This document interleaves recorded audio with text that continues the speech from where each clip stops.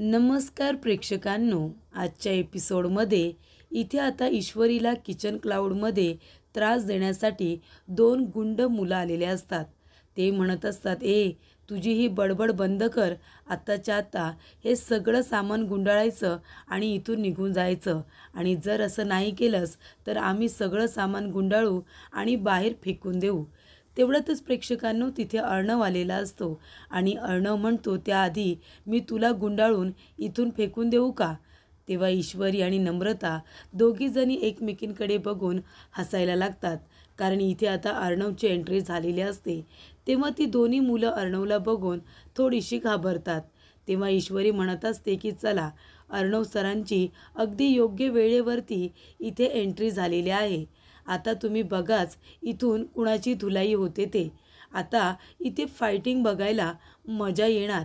तेव्हा इथे ईश्वरी म्हणत असते की भैया, तुम्ही अर्णव सरांना कमी समजू नका. आता इथे फायटिंग झाल्यानंतर तुम्हाला कळेल की कोण इथून परत जाते आणि कोण इथेच राहते. ईश्वरी म्हणत असते की तुम्हाला माहिती नाही आहे सर कशा पद्धतीने इथे गुंड लोकांची पिटाई करतात. एकदम बढिया. तुला तर माहिती आहे ना ताई, मागच्या वेळेला तर गुंड लोकांनी आपली ऑर्डर खराब करण्याचा प्रयत्न केला होता आणि तेव्हा मी तिथे त्यांच्याबरोबर गेले होते, मला किडनॅप केलं होतं. तेव्हा अर्णव सरांनी कशा पद्धतीने त्यांची धुलाई केली होती ना, तुला माहिती नाही आहे. अगं त्या लोकांचे तर इथे पाय वगैरे तोडून ठेवले होते आणि नंतरच्या त्या गुंड लोकांना तर इथे नेण्यासाठी ॲम्ब्युलन्स बोलवावी लागली होती. एकाचा तर हातच गळ्यामध्ये बांधून नेला होता, मोडला होता ना हात. तेव्हा इथे अर्णव आपलं ब्लेझर काढतो आणि ते बाजूला ठेवणार. तेवढ्यातच ईश्वरी म्हणते, सर माझ्याकडे द्या, माझ्याकडे द्या ते. आणि ती ते ब्लेझर आता स्वतःजवळ ठेवते, कारण मागच्या वेळेला गोडाऊनमध्ये अर्णवने फेकून दिलेलं असतं. तेव्हा ईश्वरी आता फेकून देण्याच्या आधी ते ब्लेझर स्वतःकडेच ठेवते आणि इथे गुंड लोकांना वाढवून वाढवून सांगत असते की सरांनी कशा पद्धतीने इथे गुंड लोकांची धुलाई केली. तुला माहिती आहे ना ताई, जंगलामध्ये तर त्या लोकांना इतकं मारलं की त्यांनी पाणीसुद्धा मागितलं नाही गं. तेव्हा इथे लगेच नम्रता म्हणते आणि तेव्हा ईश्वरी म्हणते, तेव्हा तर काय विचारूच नको. आणि मग दोघीजणी म्हणतात की आता बास झालं, आता जास्त वाटतंय नाही तर त्यांना खोटं वाटेल. त्यानंतर प्रेक्षकांनो इथे अर्णव म्हणतो, काय आणि तुमचं काय, तुम्हाला कसं मारू आता? तुम्हाला पण हेलिकॉप्टर मागू का की ॲम्ब्युलन्स हॉस्पिटलला घेऊन जाण्यासाठी? तेव्हा ते दोन्ही गुंड घाबरतात आणि अर्णवला म्हणतात, असं म्हणून ते दोघेही तिथून पळ काढतात, सरळ तिथून निघून जातात. तेव्हा अर्णव म्हणत असतो, हे काय, दोघे निघून गेले, मारायच्या आधीच दोघेजणं पळून गेले. तेव्हा इथे आता काय करायचं असं अर्णव सिरियसली ईश्वरी आणि नम्रता या दोघींना विचारतो. तेव्हा नम्रता आणि ईश्वरी दोघेही टक लागून अर्णवकडेच बघत असतात. अर्णवकडे बघत असताना अर्णव बघतो आणि त्या दोघीजणी जोरजोरात हसतात, कारण का इथे त्या गुंड माणसांना मारायची सुद्धा गरज लागत नाही, कारण अर्णवला बघूनच ते लोक घाबरलेले असतात. तेव्हा त्या दोघीजणी अर्णवला बघून खूपच जास्त हसतात. तर प्रेक्षकांनो इथे आता सुप्रिया, जयू आत्या, त्याचबरोबर काका सगळेजण छान गप्पा मारत बसलेले असतात. तेवढ्यातच तिथे सहाने गुरुजी आलेले असतात. ते येऊन दरवाजा नॉक करतात. तेव्हा इथे काका विचारतात, आपण कोण, कुणाला भेटायचं आहे? तेव्हा सहाने गुरुजी म्हणत असतात की मी सहाने गुरुजी, मी इथे राकेशला भेटायला आलो होतो. राकेशने मला इथलाच पत्ता दिला होता. तेव्हा सहाने गुरुजी असं नाव ऐकल्यानंतर लगेचच जयू आत्या येते आणि म्हणत असते की आपण कोण? तेव्हा सहाने गुरुजी म्हणतात, म्हणजे जर बघायला गेलं तर मी राकेशचा इथे गुरुजी आहे, पण बघायला गेलं तर त्याचं कुटुंब, कारण त्याचे आई वडील गेल्यानंतर मीच त्याला लहानाचं मोठं केलं आहे ना, त्याच्यामुळे मीच त्याचं कुटुंब आहे.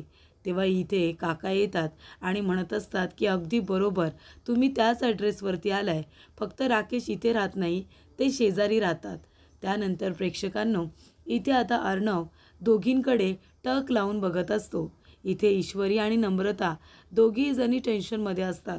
ईश्वरी तर डोक्याला हात लावून बसलेली असते, कारण एकसुद्धा ऑर्डर आलेली नसते, त्यामुळे ती टेन्शनमध्ये आलेली असते. तेव्हा अर्णव म्हणतो, काय मग आज एकसुद्धा ऑर्डर आलेली नाही आहे ना? मला कळलं, माझ्या टीमने मला सांगितलं की आज एकसुद्धा ऑर्डर आलेली नाही आहे म्हणून. अजिबात प्रॉफिट दिसत नाही अकाउंटला. तेव्हा प्रेक्षकांनो अर्णव म्हणत असतो, मग आता तुम्ही दोघीजणी असं शांत बसणार आहात का? तेव्हा ईश्वरी म्हणते, सर बघा ना, आज एकसुद्धा ऑर्डर आलेली नाही आहे, काय करायचं? तेव्हा इथे अर्णव हसायला लागतो. तेव्हा ईश्वरी म्हणते, सर तुम्ही हसू नका प्लीज. आधीच माझं डोकं इथे खूप दुखायला लागले बसून बसून. मला असं वाटलं होतं की आज इथे ऑर्डरची बारिश होणार, म्हणजे मी आणि नमुताई काम करून करून थकून जाणार आणि इथे ऑर्डर घेण्यासाठी जे मुलं मुली येतील ना, त्यांच्या गाड्या लागून लागून इथे पार्किंगमध्ये जागा होणार नाही, इतकी गर्दी होईल त्या मुलांची. त्याच्यानंतरला मी आणि नमुताई जेव्हा आम्ही मिठाई बनवू ना, तर आमचा वेळ कसा निघून जाईल ते मला कळणार नाही. गॅस सकाळी सुरू होईल, तो रात्री बंद होईल असं मला वाटलं होतं. पण इथे तर बघा, आज दिवसभरामध्ये एकसुद्धा ऑर्डर आलेली नाही आहे. बसून बसून कंटाळा आला आहे मला. तेव्हा अर्णव म्हणत असतो की मिस सिंदूर, तुला काय वाटतं, सगळ्या गोष्टी इतक्या सोप्या असतात का? त्यानंतर प्रेक्षकांनो इथे ईश्वरी वैतागलेली असते. तर इथे सहाने गुरुजी आता बसलेले असतात. ते म्हणत असतात की इथे माझं काम होतं तेव्हा सचिवालयामध्ये आलो होतो, पण आता विचार केला की इथे आलोच आहे तर मुलाला भेटून जावं म्हणून इथे आलो होतो. तेव्हा इथे काका म्हणतात, नाही नाही, अगदी बरोबर केलं तुम्ही जे इथे आलात. तेव्हा ते म्हणतात की माफ करा, मी तुम्हाला त्रास दिला. तेव्हा इथे काका म्हणतात, अहो असं काय बोलताय तुम्ही, त्रास कसला? शेजारी म्हटल्यानंतर एवढं तर विचारायलाच हवं ना की कुठे आहे माणूस, कुठे गेला आहे? तेव्हा सहाने गुरुजी म्हणतात की त्याचा फोनसुद्धा लागत नाही आहे, त्याच्यामुळे मग मला इथे विचारायला यावं लागलं. तेव्हा इथे सहाने गुरुजी म्हणतात, राकेश खूप चांगला मुलगा, प्रत्येक वेळेला प्रत्येकाची मदत करायला धावत असतो तो. तेव्हा इथे काका म्हणतात, नाहीतर काय, म्हणजे ते तर संधी शोधत असतात की कधी कुणाला मदतीची गरज आहे तेव्हा तो तिथे लगेच मदत करण्यासाठी धावायला जातात. तेव्हा सहाने गुरुजी म्हणतात, हो ना, परिस्थिती माणसाला सगळं काही शिकवते. तेव्हा काका म्हणतात, म्हणजे? तेव्हा सहाने गुरुजी म्हणतात की राकेश 8-9 वर्षांचा होता. घरामध्ये कार्यक्रम होता तेव्हा फुलं आणण्यासाठी तो बाहेर गेला होता आणि त्याच वेळेला त्याच्या घरावरती दरड कोसळली होती आणि त्याच्यामध्ये त्याचे आई वडील, त्याचं कुटुंब सगळं काही उद्ध्वस्त झालं. सगळे त्याला सोडून गेले आणि एकटा राकेशच राहिला होता. मग तिथेच आता मी गुरुजी असल्यामुळे राकेशची जबाबदारी मी घेतली. मी त्याचा गुरुजीसुद्धा होतो आणि त्याला लहानाचं मोठंसुद्धा मीच केलं. तेव्हा काका म्हणतात, मग आता लग्नाचा विचार वगैरे त्यांच्या? तेव्हा इथे सहाने गुरुजी म्हणतात की त्याला इथे समाजसेवेमध्ये मदत करण्याची आणि समाजसेवेची आवड असणारी एखादी मुलगी मिळाली की त्याचं लग्न करून टाकूया. तेव्हा इथे तुमच्या नजरेत जर एखादी मुलगी असेल तर सांगा. तेव्हा काका म्हणतात, हो आहे ना, माझ्या नजरेत एक मुलगी आहे, थोड्या दिवसांमध्येच मी तुम्हाला कळवतो. तेव्हा सहाने गुरुजी म्हणतात, ठीक आहे, तुम्ही एक काम करता का, तुम्ही राकेशला जरा एक फोन करता? नाही, कसं आहे ना, माझं आत्ताच रिचार्ज संपला आहे, त्याच्यामुळे मी फोन नाही करू शकत. तेव्हा इथे काका लगेचच राकेशला फोन करतात. तेव्हा राकेश म्हणतो, अच्छा, म्हणजे आता माझं काम झालेलं दिसतंय, आता माझी एंट्री होणार. तेव्हा इथे राकेश फोन उचलून म्हणतो, हां काका बोला ना. तेव्हा सांगितलं जातं की सहाने गुरुजी आलेत. तेव्हा राकेश म्हणतो, हो हो, मी लगेचच आलो. असं म्हणून राकेश लगेचच आता नाटकाला आपल्या सुरुवात करतो. तर प्रेक्षकांनो इथे ईश्वरी आणि नम्रता दोघेही जणी खूप कंटाळलेल्या असतात, एकसुद्धा ऑर्डर येत नाही ना म्हणून. तेव्हा अर्णव म्हणत असतो की मी सिंदूर, लगेच हार मानलीस का? अगं असं करायचं नसतं. तुला जेव्हा सुरुवात करतो ना आपण, तेव्हा लगेच आपल्याला सक्सेस मिळत नाही, हळूहळू सुरुवात होते. आता बघ तू, सात्विक फॅशन, सगळ्यांना काय वाटतं की एवढं मोठं ब्रँड आहे, पण सात्विक फॅशन शून्यातून उभं राहिले. तुला माहिती आहे, आधी इथे ओनरसुद्धा मीच, मॅनेजरसुद्धा मीच, त्याचबरोबर सेल्समनसुद्धा मीच होतो. तर इथे सात्विक फॅशन सुरू झालं तेव्हा जे फॅब्रिक मी तयार केलं होतं ते घेण्यासाठी कुणीही माझ्या दुकानापर्यंत येत नव्हतं. किती वेळा तरी मी गळ्यामध्ये इथे जाहिरात लावायचो आणि मग फॅब्रिक वगैरे घेऊन, माझा जो काही माल असायचा तो घेऊन मी घरोघरी जायचो आणि माझ्या इथे आता सगळ्या वस्तूंची ॲड करायचो. माझ्याकडे असलेलं फॅब्रिक किती चांगलं आहे हे मी लोकांना पटवून द्यायचो. त्यासाठी मी घरोघरी जायचो, कंपन्यांमध्ये जायचो आणि मी स्वतः त्या सगळ्याची ॲडव्हर्टाइजमेंट करायचो. आणि मग एके दिवशी काय झालं, मी खूप मेहनत घेतली. त्यानंतर काही लोकांना कळलं की माझ्या इथलं ब्रँड खूपच जास्त चांगला आहे, माझा फॅब्रिक चांगला आहे, माझी क्वालिटी चांगली आहे. आणि ही गोष्ट जेव्हा हळूहळू लोकांच्या लक्षात आली तेव्हा मग लोक मला प्रतिसाद द्यायला लागले. लोक माझ्या दुकानापर्यंत यायला लागले आणि मग सात्विक फॅशन आहे ना ते मोठं झालं. म्हणजे आधी मी घरोघरी जाऊन ते फॅब्रिक विकायचो, मग आता वेगवेगळ्या कंट्रीजमध्ये ते फॅब्रिक मी विकतोय. फरक फक्त एवढाच आहे, म्हणजे आधी मी स्वतः मेहनत घेतली आणि त्यामुळे सात्विक फॅशन हे उभं राहिले. तेव्हा इथे अर्णव म्हणतो, तुला सुद्धा तसंच काहीतरी करावं लागणार आहे.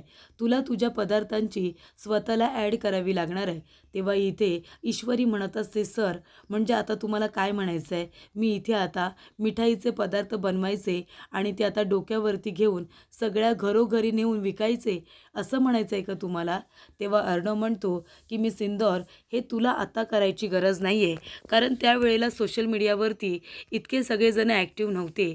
पण आता सोशल मीडिया आहे ना, त्याच्यामुळे तुला घरोघरी पोचायची, स्वतःला जायची गरज नाही आहे. तुझ्या व्हिडिओज पोचू शकतात. तेव्हा नम्रता म्हणत असते, सर म्हणजे तुम्हाला काय म्हणायचं आहे? इथे आपण आता ईश्वरीच्या ॲड करायच्या का? म्हणजे जाहिरात वगैरे रील्स तयार करायच्या ना? तेव्हा अर्णव म्हणतो, अगदी करेक्ट.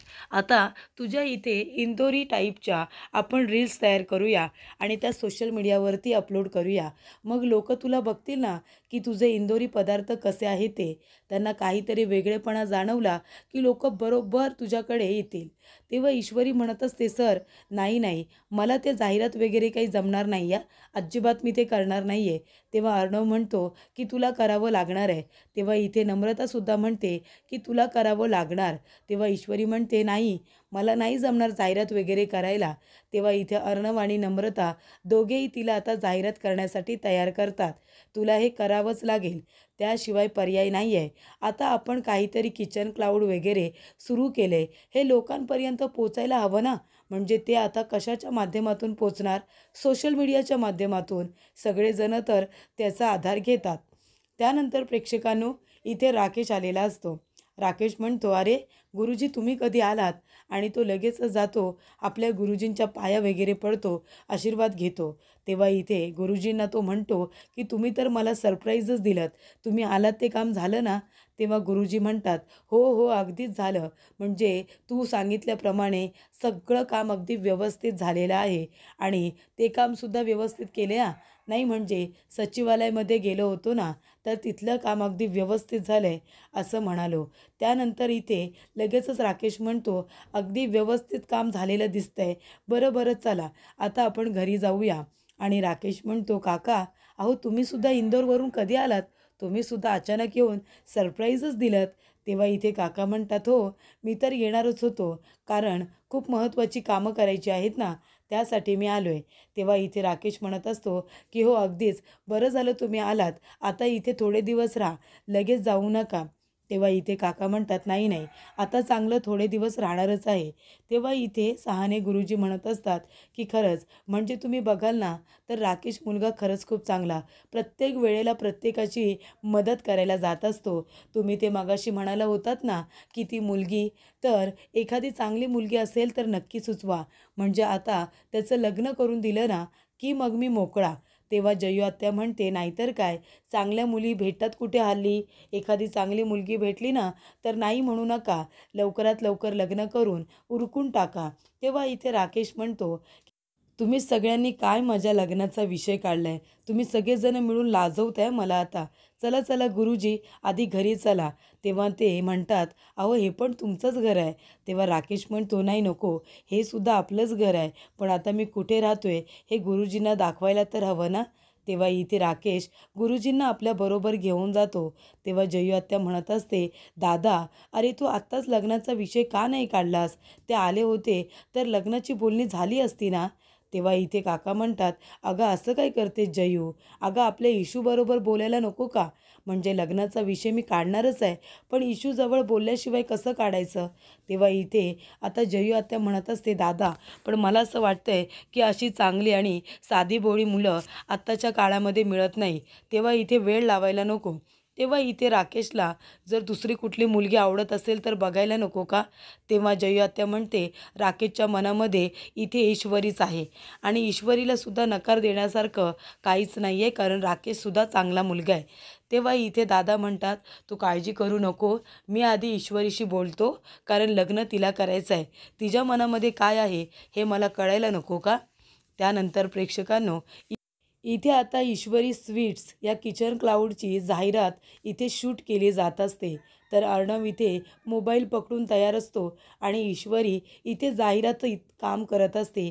ती बोलत असते, पण तिला काही बोलायला जमत नसतं. तिला आता इथे डायलॉग सांगितलेले असतात. ते बोलत असताना ती सारखी चुकत असते. तेव्हा अर्णव म्हणतो, मी सिंदूर, हे काय करतेस तू? 4 वाक्य बोलायचे तुला, तीसुद्धा तुला जमत नाही आहेत. तेव्हा ईश्वरी म्हणते, सर मला नाही जमणार. तुम्हाला जर वाटत असेल ना तर तुम्ही माझ्या जागेवरती येऊन बघा कसं वाटतं ते. तेव्हा नम्रता म्हणते, इशू अगं मगाशी त्या मुलांना कसं तू बोललीस, जे काही बोललीस ना ते जाहिरातच होतं अगं, ती जाहिरात आहे ना, तशीच्या तशी आता इथे बोल. तेव्हा अर्णव म्हणत असतो, तुला समजावून सांगायला काही गेलं ना की तू असा ॲटिट्यूड दाखवतेस. तेव्हा ईश्वरी म्हणते, सर मी काही ॲटिट्यूड वगैरे दाखवत नाही आहे, पण मला नाही जमत आहे बोलायला, त्याला मी काय करू? तेव्हा बोलणं सोपं असतं, पण इथे असं कॅमेरा ऑन झाल्यानंतर बोलणं हे कठीण असतं सर. तेव्हा अर्णव म्हणतो, काही कठीण वगैरे नाही आहे, चल सुरू कर बरं, बोलायला सुरू कर. हा 16वा टेक झाला आहे आता, आता सारखं सारखं मी करणार नाही आहे, तेव्हा लवकरात लवकर बोलायला सुरुवात कर. तेव्हा ईश्वरी म्हणत असते, जाऊ द्या सर, प्लीज आपण नंतर करूया, आता करूयाच नको. तेव्हा तो म्हणतो, अजिबात चालणार नाही आहे, काम नाही केलंस तरी चालेल, पण जाहिरात आत्ताच करावी लागेल. जेव्हा इथे ईश्वरी आणि अर्णव दोघेजणं जाहिरात करत असतात, तेव्हा इथे एक माणूस आपल्या मोबाईलमध्ये खिडकीतून सगळं शूट करत असतो. तेव्हा इथे अर्णव म्हणतो, बरं ठीक आहे, चल आता परत एकदा बोल बरं. तेव्हा ईश्वरी आता एका टेकमध्ये सगळी वाक्य अगदी व्यवस्थितरित्या बोलते. तेव्हा इथे ईश्वरी म्हणते, सर झालं ना, आता बढिया केलं ना मी? तेव्हा अर्णव म्हणतो, हो, पण पुन्हा एकदा करावं लागेल. तेव्हा ईश्वरी म्हणते, का सर? कारण अर्णव म्हणतो, मी इथे आता व्हिडिओचं बटन ऑन नव्हतं केलं ना. तेव्हा ईश्वरी रागवते, खूपच जास्त चिडते. ती म्हणते, सर तुम्ही असं का केलं? आता मी इतकं बढिया बोलले होते ना. तेव्हा अर्णव म्हणतो, बरं बरं ठीक आहे, तू शांत हो, मी चालू केलं होतं, मी मस्करी करत होतो. तेव्हा ईश्वरी म्हणते, बघू दे सर. तेव्हा ती जाहिरात जी आता शूट केलेली असते ती खूपच छान पद्धतीने इथे ईश्वरी बोललेली असते आणि आता ती जाहिरात इथे सोशल मीडियावरती टाकल्यानंतर ईश्वरी घराघरामध्ये प्रत्येक माणसाच्या इथे मोबाईलवरती पोचणार असते. त्यानंतर प्रेक्षकांनो, इकडे आता ईश्वरी आणि अर्णव दोघेही खुश असतात. तर अर्णव ईश्वरीला म्हणत असतो की मी सिंदूर, आपण नंतरसुद्धा गेलो असतो ना भेटायला, आत्ताच का म्हणालीत जाऊया? तेव्हा इथे ईश्वरी म्हणते, सर उद्या मी सुद्धा माझ्या कामाला लवकर येईन, तुम्हालासुद्धा ऑफिस आहे ना, तुम्ही पण लवकर जाणार, मग आपण आत्ताच जर त्या माणसाला भेटायला गेलो तर बरं होईल ना. तेव्हा इथे अर्णव म्हणतो, अगदी बरोबर. तेव्हा इथे ईश्वरी म्हणते, सर पण आपण एवढ्या रात्री जातोय, तुमचा मित्र आहे तरी कुठे, त्याला आपण भेटायला जातोय? तेव्हा अर्णव म्हणतो, का तुझा माझ्यावरती विश्वास नाही आहे का? मी सिंदूर, तुला असं वाटते का की मी तुला किडनॅप करणार आहे आणि मग तुझ्या घरच्या लोकांना मी फोन करून सांगणार आहे की तुम्ही 12 वाजता 12 लाख रुपये घेऊन या आणि मग तुमच्या मुलीला घेऊन जा, असं म्हणणार आहे की काय? तेव्हा ईश्वरी म्हणते, सर तुम्ही पुढे बघा सर, नाहीतर समोरून गाड्या येत आहेत, आपलं काही खरं नाही आहे. तेव्हा इथे ईश्वरी आणि अर्णव दोघेही आता हसत असतात, एकमेकांची मस्करी करत असतात. दोघांमधलं बॉन्डिंग हे दिवसेंदिवस अगदी वाढत चाललेलं असतं. तेव्हा इथे अर्णव मस्करी करायला लागलेला असतो, ईश्वरी बरोबर हसायला लागलेला असतो. त्यामुळे इथे अर्णवचं हे बदललेलं रूप ईश्वरीला खूपच जास्त आवडतं. तर प्रेक्षकांना पुढील भागामध्ये इथे आता लावण्याने ईश्वरी आणि अर्णववरती लक्ष ठेवण्यासाठी एक माणूस कामाला लावलेला असतो. तो इथे आता त्यांचे अपडेट लावण्याला देत असतो. लावण्य म्हणत असते की आता कुठे आहेत ते दोघेजणं? तेव्हा तो माणूस म्हणतो की ते दोघेजणं इथेच आहेत, एका ठिकाणी आलेत. तेव्हा लावण्य म्हणते, त्यांच्यावरती लक्ष ठेव आणि मला सगळे अपडेट्स देत राहा. तेव्हा तो म्हणतो, हो मॅडम, तुम्ही अजिबात काळजी करू नका, मी तुम्हाला सगळे अपडेट्स देतोय. त्यानंतर इथे आता काका म्हणतात, अगं नमू, तू आणि इशू दोघेजणं सोबतच होता ना, मग तू आलीस, मग इशू कुठे आहे? तेव्हा नम्रता म्हणत असते, ती ईश्वरी आहे ना, अर्णव सरांबरोबर बदलापूरला गेली. तेव्हा अर्णव बरोबर इतक्या रात्री बदलापूरला एकटी गेली इशू, पण का?